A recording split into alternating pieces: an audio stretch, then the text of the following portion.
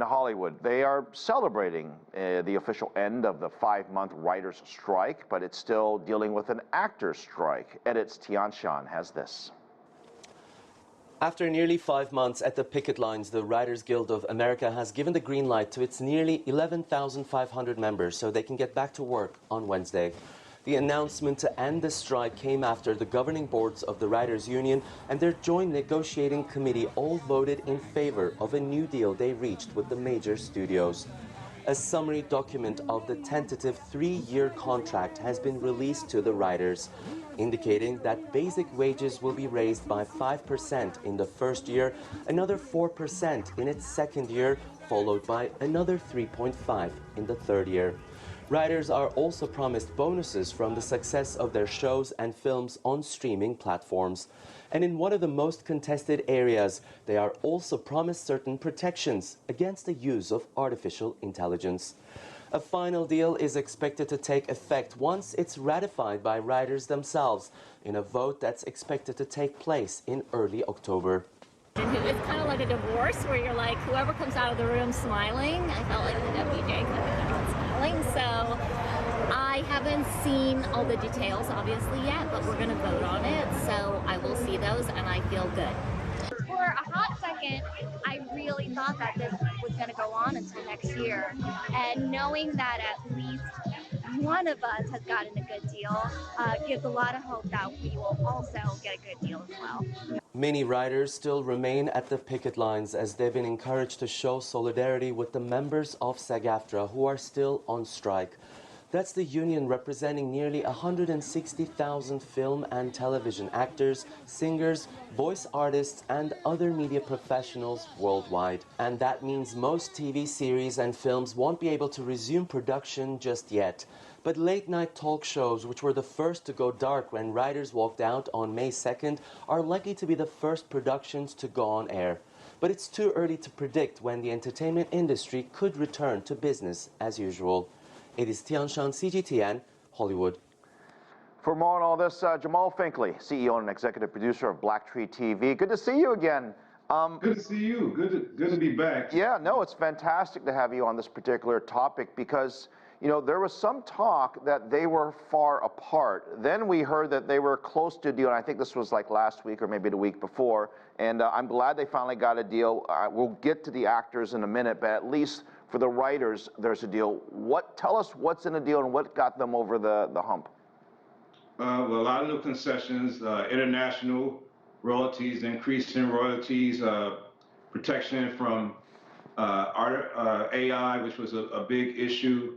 AI is not going to be able to be copywritten, so that's going to affect the way the studio is going to be able to use it without a lot of human modification. So, like, even though they will utilize AI in writing rooms, it will have to be attached to real writers and revisions and everything else. And I think that gave the writers some protection and just increase in pay and royalties, just so that writers could go back to trying to make, you know, at least a decent living if they're doing hit shows. Right, and just by the way, the writers are typically full-time employees that write for different shows like late night television, and my understanding was a lot of them, they weren't real pleased of being out of work because you're also not getting paid.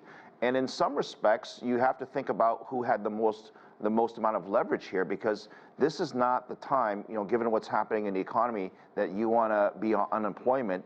Granted, it's only for a few months, but it adds up.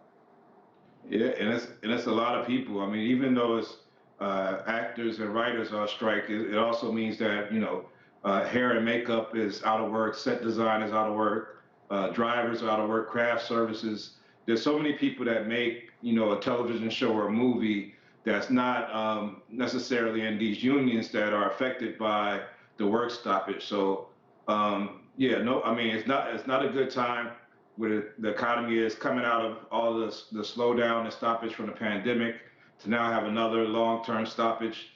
It's not a good look for the industry going into award season where they want to celebrate, you know, movies and television, and you know, there's been no participation from, you know, actors, and a lot of producers have also decided not to participate in promoting movies, and I think the box office and ratings have seen the effect of that.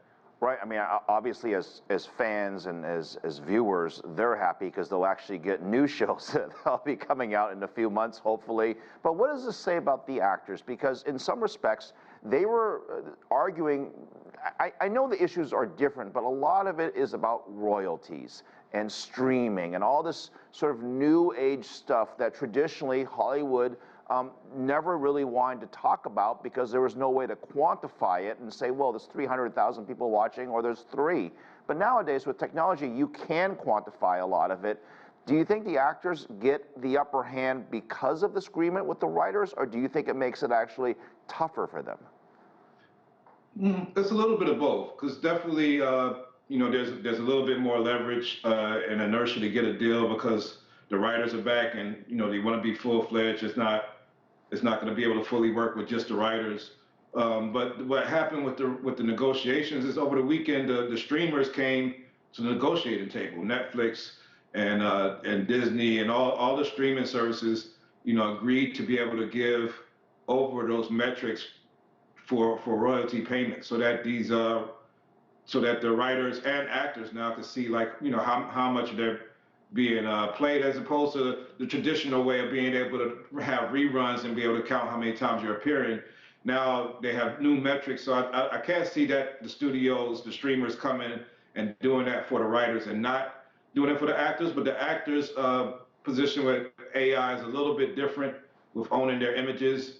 And again, the protection of not being able to copyright AI, I think is going to overall help that negotiation. But the AMTP, like, their negotiating tactics was a little bit tougher than the Writers Guild from the beginning. So I think it's still, we're still not there, but I'm definitely, a lot of people are a lot more hopeful now that one notch has fallen in that chain. When we talk about unions, typically there is a length of time, like the auto workers or the engineers. They typically have a 5-year agreement, 6-year agreement. Does it work the same way in Hollywood as well? Like, how long do these agreements last for?